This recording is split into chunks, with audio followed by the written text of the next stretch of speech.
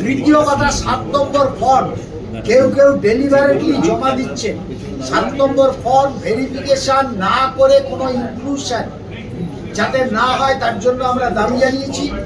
ওরা বলেছেন ভেরিফিকেশন ছাড়া 7 নম্বর ফর্ম আসলেই নাম বাদ চলে যাওয়ার পরিস্থিতি, এটা যাতে না হয় সেটা ওরা দেখবে।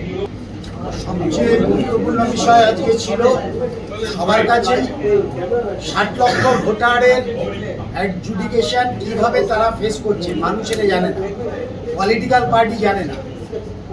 আমাদের প্রশ্নের উত্তরে তিনি যা বলেছেন, 3টে ফেজে ইতিমধ্যেই মোট 19 লাখ, 60 লাখের মধ্যে অ্যাডিশনাল যিনি আছেন সুব্রতবাবু, তিনি বললেন যে 19 লাখের নিষ্পত্তি হয়েছে। আবার নিষ্পত্তি মানে এরা ভোটার লিস্টে থাকার যোগ্য না সেটার ব্যাপারে কোনো সংখ্যা এখনই তারা বলতে পারছে।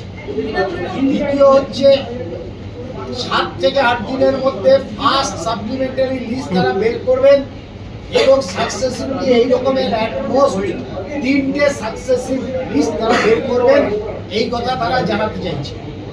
3 নম্বর হচ্ছে আমাদের দাবি ছিল যাদের নাম ডিলিটেড বলে চিহ্নিত হবে আফটার অ্যাডজুডিকেশন, তাহলে ডিলিটেডের কজ বা কারণ সেখানে উল্লেখ করা থাকবে কি সে প্রশ্নে নির্বাচন কমিশন তারা নির্দিষ্ট এখনো তাদের কোনো জানকারি আছে এটা আমাদের বুঝতে পারলাম না।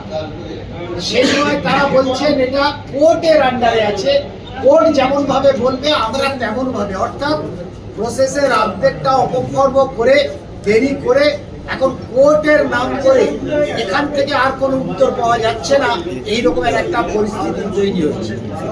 তৃতীয় কথা, 7 নম্বর ফর্ম কেউ কেউ ডেলিভারেটলি জমা দিচ্ছেন।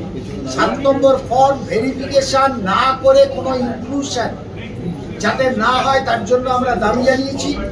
ওরা বলেছেন ভেরিফিকেশন ছাড়া 7 নম্বর ফর্ম আসলেই নাম বাদ চলে যাওয়ার পরিস্থিতি, এটা যাতে না হয় সেটা ওরা দেখবে।